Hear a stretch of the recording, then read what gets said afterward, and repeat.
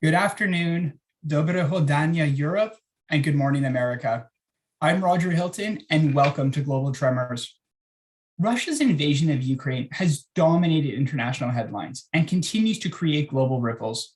Amid the crisis, Anna Romandash, an award-winning journalist and media consultant, joins us, who will give her expert take on the Ukraine conflict media front, the Western information space, and much more. Anna, good afternoon, and welcome to Global Tremors. Hi, thanks for having me.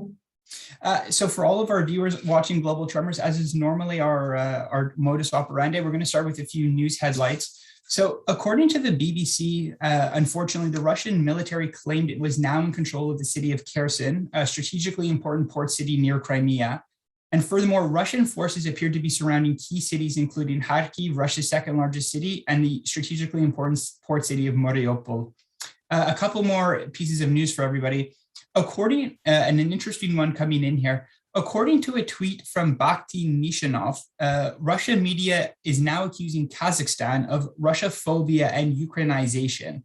While Russia is not threatening an attack, it is worth pointing out to everybody that this is exactly how the Kremlin built up their narrative about Nazi Ukraine.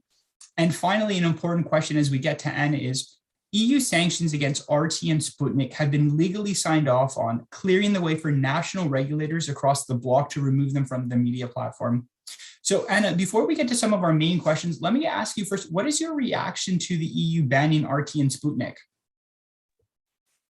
Very late, too late. Those so-called information channels were just used to transmit a lot of propaganda. And they were also used to polarize an already very polarized public, both in Europe and in the United States. So they didn't only spread lies about Ukraine, they spread a lot of lies about the US politics, about European politics. They usually supported certain narratives and certain ideas which were in favor of the Kremlin. Clearly, there's going to be repercussions for that because banning those media channels will give Kremlin justification for banning a lot of Western channels in Russia. But it's safe to say that if the Kremlin wanted to ban Western media channels, Putin could have done it many, many times. So, you can say that maybe banning RT and Sputnik was the reason, but we don't know if he wouldn't ban them, if he wouldn't ban Western media channels without this ban or with it. So in my opinion, it's completely justified for the Western countries to ban those channels, and I wish they've done it earlier. Those channels just transmitted a lot of false narratives, and even when independent channels, independent newsmakers tried to, show that it is a fake, they still repeated the same narrative. So just basically spreading those lies again and again, amplifying them. And just as we stay on the topic for 1 second, it goes without saying that it's well known and documented the role RT and Sputnik has played in massive information operations, whether it was in the 2016 election with Donald Trump, or even more recently in my home country of Canada with the protests going on in Ottawa and the capital city. You make a good point that, this might have justification for the Kremlin to strip other news sources of their credentials. But before we move to the big questions, Anna, now that Russia has lost its main, European or international outlet, do you think this significantly degrades their ability to wage information warfare? And if so, what is the replacement right now? Is also Twitter and other social media platforms look to censor, unverified accounts? Russia still has other tools to influence the information space of a lot of countries. So it can obviously create a lot of bots, and they don't have to be based in Russia. As long as you have money and you have the willpower, you can generate a lot of impact in the digital space. And we have seen Russia do that very effectively for the last many years, basically, since the social media became as big as they are. Russia Today and Sputnik were never actually that big. They were just there to send certain information, and that information was amplified by domestic channels, which are somehow supporting certain narratives. They were also supported by a lot of bots. They were also supported by a lot of, actual users who just didn't verify information.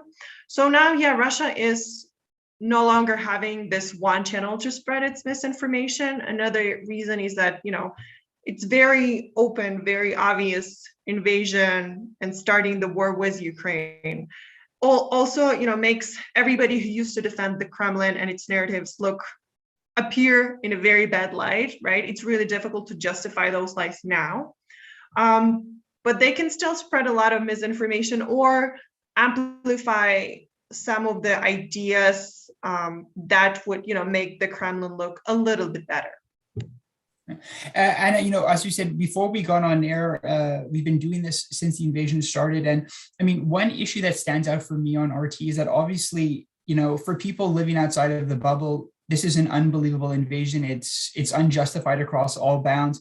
But something that must be concerning for President Putin and also for editor-in-chief of RT, Maria, who's now on the sanction list, is how the morale at RT is very low. And we'll have to get back to all of our views about if there was mass resignations. But I mean, obviously, as you said, for some people, this has crossed a very sensitive line. And even RT, even if they're taken off of the EU, the staff themselves are very uncomfortable with the narrative that's being pushed out there.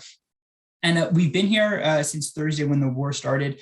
And as we said before getting onto camera, we've spoken to thematic experts, members of civil society across Ukraine, Europe, North America, and former NATO officials. But you are the first journalist. So, this is an important moment for you to give us your professional take on the headlines. So my first question to you is, what is your media reaction to the crisis and how has it dominated global headlines?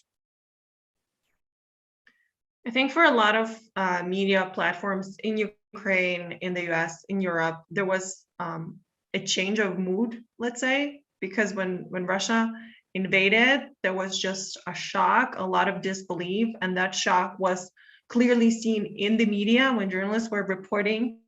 It was really difficult for them to understand what's happening. So especially on the first day of the invasion, not a lot of media even called it the war. They were still using, such words as crisis, conflict, and so on. Only later, as the situation continued and we all saw that this is a full-scale war, this is the mood of the media also changed, especially in the West.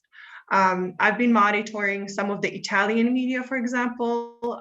There was a lot of, I wouldn't call it pro-Kremlin mood, but there was a lot of support of Russia, of Putin before this war, or justification, let's say. So after the war and when the public understood it, you could see how the media really shifted and they couldn't believe it themselves first. And then they were calling it invasion, carefully in the beginning. And then they started saying that it is a war. And then they started, actually looking into what they've been reporting and, seeing those gaps and seeing how they didn't notice, the obvious signs of what is coming and how sometimes misleading their own reporting was, of independent media, downplaying the danger, downplaying the role that Russia was playing in that particular region, supporting Belarus, for example, supporting the so-called People's Republics. So there was an evolution in the way media were and are reporting on the situation in Ukraine. There are still problems though, because very often media quote or refer to what the Kremlin is saying. So they would legitimately publish, this is what Putin is saying, this is what he's proposing, this is what he's suggesting. And then, the Ukrainian side is denying this. I think giving the Kremlin so much voice is a little bit dangerous because the Kremlin has its own channels for communication to spread those lies. For example, the lies about Ukraine denying to go to talks for the ceasefire. Obviously, the Western media would say, well, this is not true, but this is what he said. If this is not true, you should not even be, mentioning it. You should start directly. This is false, instead of basically giving Russian government some way to maneuver. This is what we're saying, so it's our word against their word. If you've just joined us here on Global Tremors, we're talking to journalist and media consultant Anna Romandash. And a quick takeaway from what you've seen is it's quite impressive that only 1 week into the crisis, you've already sort of established, or that you want our viewers to know that there's already been an evolution in the reporting in terms of the language. And it's great that you use that word language, Anna, because, from the first day it started, don't forget, for everybody out there, that President Putin didn't even use the word conflict, invasion, or war himself. It was a very Shakespearean special military operation, which obviously really undersold what it was. And it goes without saying, Anna, in all of the media in Russia, inside Russia, most people in Russia get their media from TV, using the words like war, invasion, or conflict are banned to be used. So I'm really glad that you said sort of we have to watch the language we're using. And, Ukraine didn't cause this crisis. It's not a crisis in Ukraine. It's a country that invaded Ukraine. So thank you for reiterating that to our viewers. The follow-up question I have for you, Anne, is what are some of the important media narratives that you've spotted in the Western information space? They're different. So, for example, there is a big impact on the humanitarian side of the war. So, there is a lot of talk about the refugees, the internally displaced people, the food crisis, the food shortages, which are a possibility in some of the cities which are under the siege now, like Kharkiv. So this is a very important aspect of reporting. Let's talk about humans who are trapped, what we can do, what can be done from the West, how can we support, those people, regardless of, military support, what can be done for civilians who may be starving sooner or later because Russians are not allowing any humanitarian help. So this is one, important aspect that a lot of media are focusing on. Another aspect, which I think needs to be, talked more about, is what's coming next. What are the alternatives? What Europe can do, basically. There was a big issue of gas reliance, gasification, using gas as a weapon.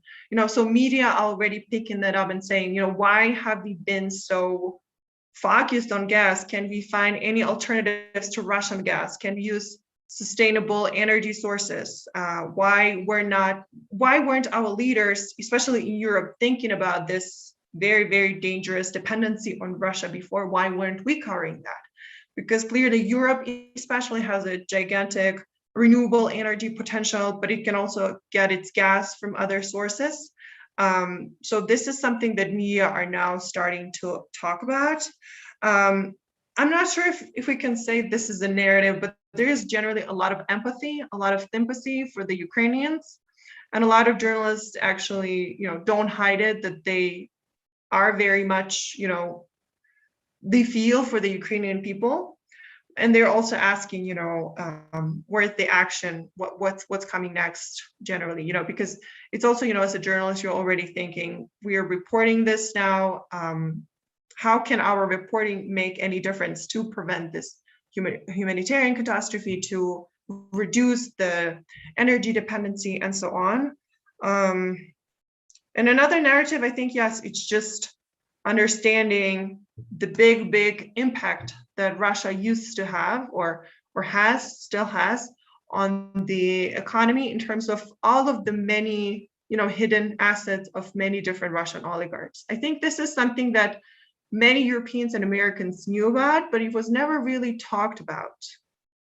We just have those money, but they're not, we're not responsible that some Russians send their corrupt money to our countries. They just store it there. So now this is actually changing. They're trying to investigate it, why our banks were allowing this. Europe and the US supposed to be very, free of corruption. And now we're seeing that they actually facilitated this Russian corruption so much. Yeah. And I mean, it goes without saying, we could have a whole nother global tremors just on the issue of Western corruption and susceptibility to sort of graft. A couple of quick follow-up points. I mean, obviously, you make a great point about the narratives when they come to humanitarian, energy, empathy, this legitimate feeling, and also sort of oligarch cash. On the gas front, it goes without saying that you have had, the eastern parts of the European Union members and NATO allies ringing the alarm on this for a long time. So for some segments of the population, this isn't new, but for others, I mean, unfortunately, it took a shock to the system like it did in Germany for them to finally abandon Nord Stream 2 and then to sort of declare that we're going to wane ourselves off of it. And a really great point that I want to reiterate for all of our viewers here on Global Tremors is, reporting does make a difference. It's between good and bad. It's between right and wrong. So I'm really glad you brought that up. And it not just is about sort of setting the facts straight, but it's about, generating national resilience. I mentioned it already today, but if you saw the press conference yesterday in Poland with Prime Minister Boris Johnson and the Ukrainian journalist sort of just raving, declaring for the no-fly zone, it really strikes a physical chord. So for everybody out there, a lot of the journalists on the ground who are sending these updates out for free, I mean, it's really important for everybody to realize that this reporting makes a huge difference, not just in their countries, but for us as well. Anna, let's continue on the idea of reporting. What do you make of the coverage across the various social media platforms compared to a lot of the traditional news sources?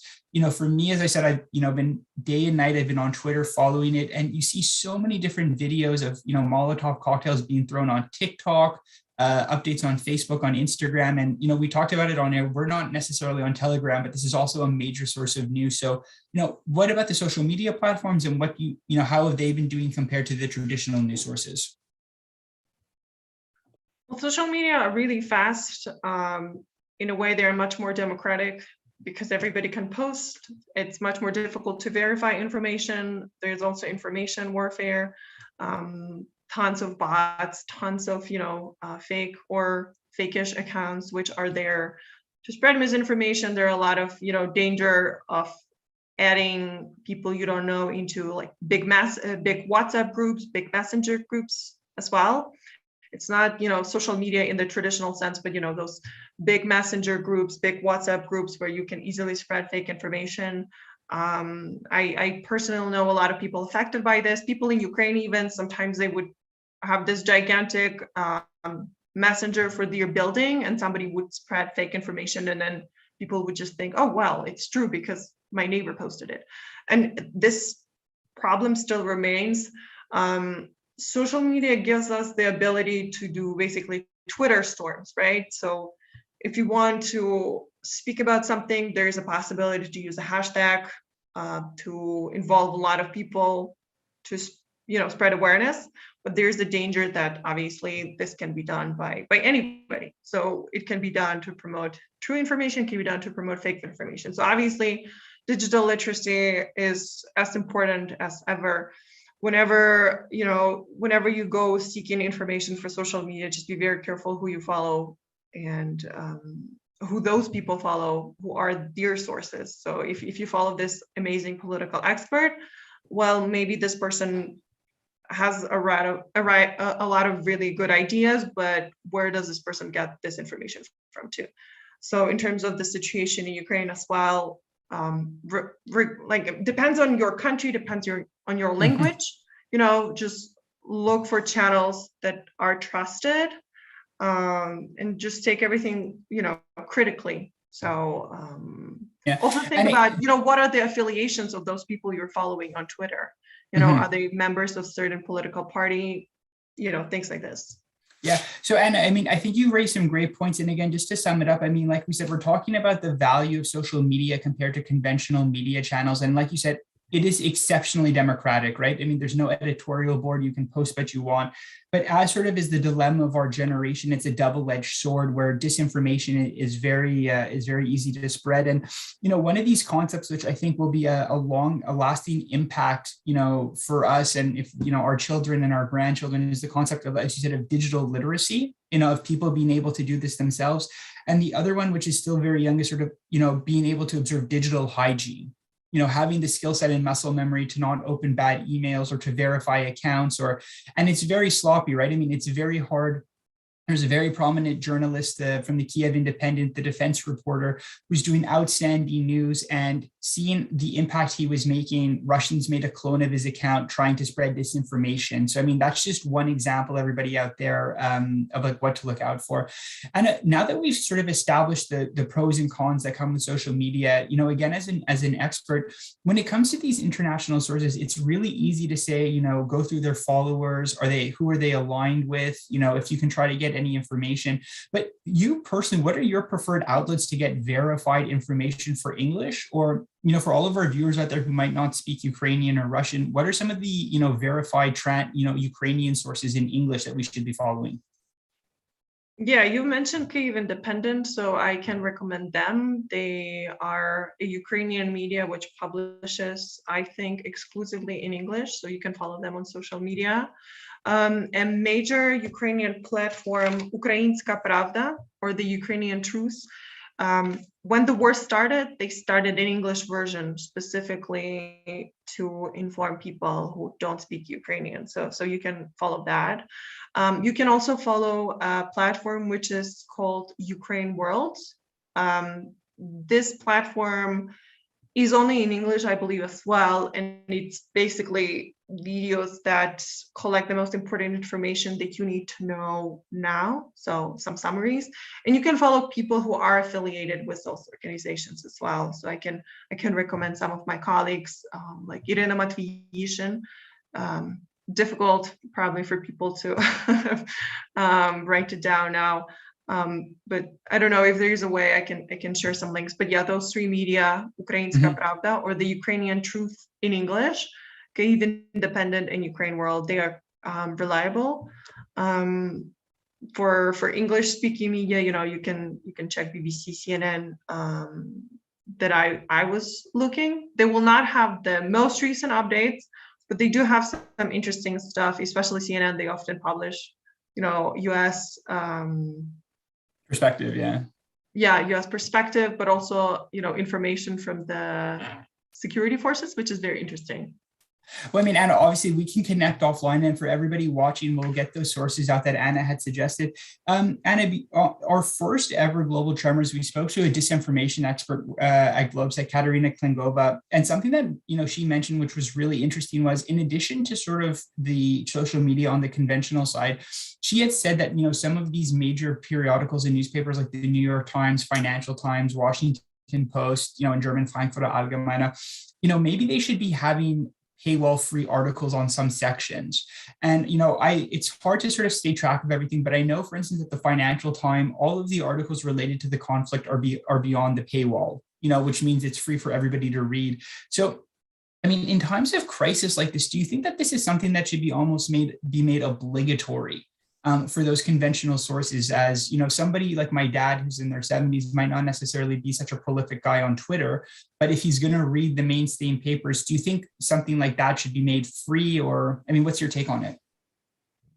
Yeah, I think it's important to make certain types of information accessible to all, even if people cannot afford to pay for every newspaper. I understand that the media need to make money, but this is a time of crisis. I think this is very important information for people in those countries, for residents, for people who don't speak any other language than the language of the country, of that newspaper.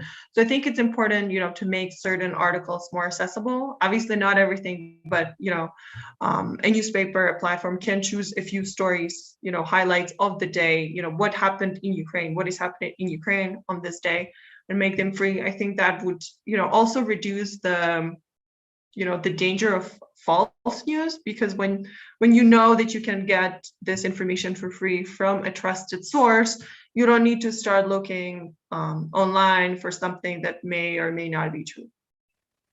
No, I mean, that's a great point there. And I think it will, as you said, like, these newspapers, they're already in decline. It's already very hard to generate revenue, which is why you see when you have these periodicals online, they're heavily advertised. You have to do a survey to get to it. So, I mean, maybe moving forward, as we said, about sort of integrating more digital hygiene and digital literacy, this will be something about, in times of crisis, where protecting fundamental elements of our society, democracy, and, basic freedom, the right to protest or, right to have a second opinion, they will make the conscious decision that this is a long-term investment as opposed to sort of penny pinching. And as we round out here on Global Tremors, it's our last interview. We're coming to our last question here. And as I keep reiterating, you are our first journalist, and across the board, we've asked a variety of different people, what has, the strategic communications of the Ukrainian government, of the foreign ministry. But let me ask you, why has President Zelensky just been unbelievable as a strategic communicator? What's his trick? Or, I mean, what is it that just, gets the message out so clearly when he addresses, whether it's the European Parliament or the average Ukrainian, in the middle of the night, saying, I don't need a ride, I need ammunition? Well, I think, first of all, it's he is an actor. He used to be an actor. He knows how to communicate with people. He has that talent. So, that's a professional skill.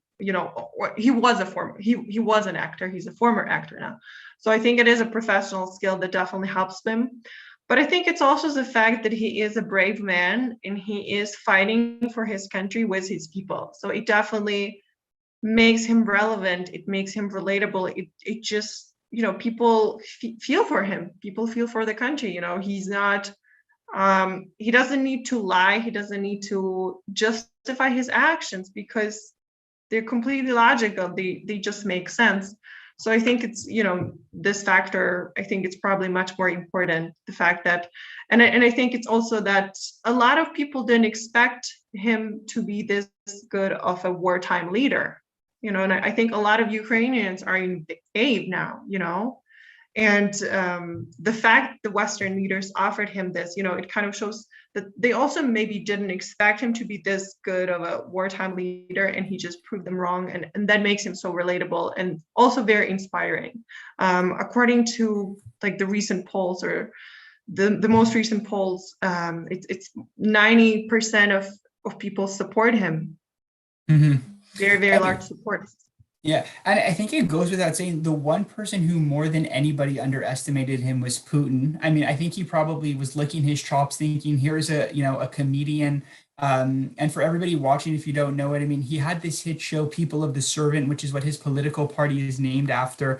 Sort of thinking we're gonna roll in there and he's not going to know what to do, and it was just the exact opposite. So, and my just one follow-up question is, whether it was Ronald Reagan or Arnold Schwarzenegger, we've had, actors who have turned into politicians. Obviously, Ronald Reagan, a huge part of bringing down the Soviet Union, not to the level of, a hot conflict, which is what he's going through, or Arnold Schwarzenegger.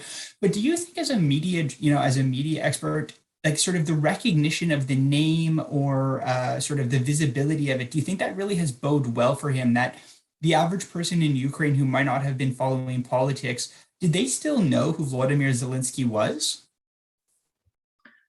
Absolutely. Well, Zelensky had a very major victory when he won the presidential elections. He got 73%, I believe, in the second round of elections. He had a major name recognition. He had this brand to his name. It was not always in his favor. There was a lot of criticism and, a justified criticism that he didn't have any political experience because he was mostly an actor and, a media manager. But he definitely had that recognition. He was very well known across the entire country, and I would say also beyond the country. So in a lot of countries, like even in Central Asia, where they have watched the shows produced by him and his company.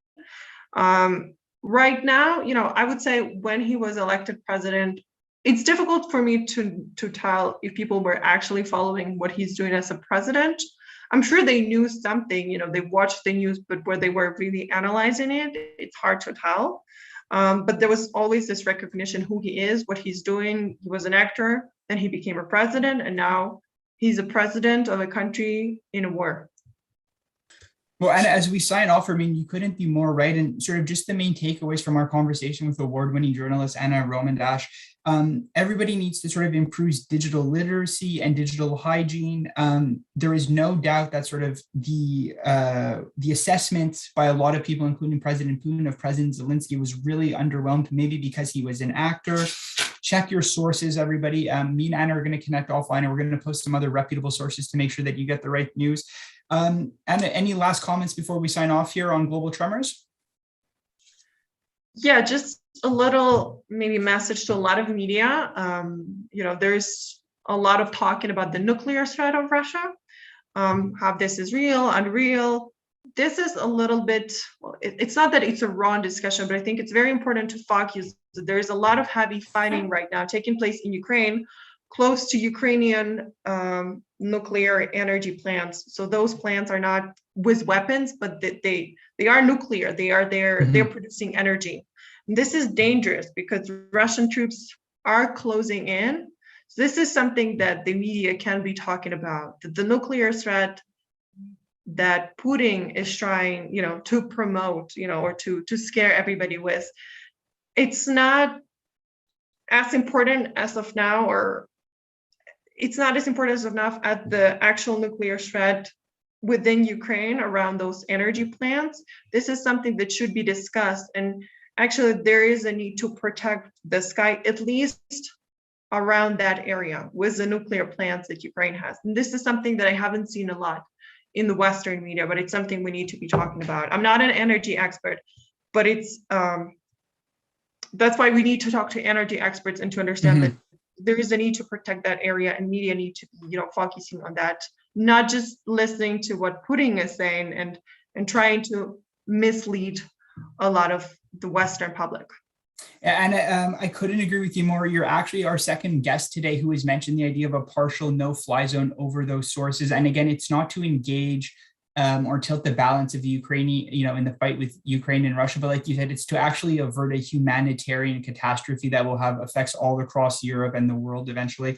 So Anna, thank you so much for joining us on this afternoon edition of Global Tremors. Everybody, we're going to be back tomorrow at 1 p.m. Getting another point of view on some of the domestic issues and geopolitics of the decision. So Anna, Slava Ukraina, thank you so much. Ukraine is fighting, and we'll connect offline to get those sources. So for everybody watching, thank you very much. And again, Anna, thank you.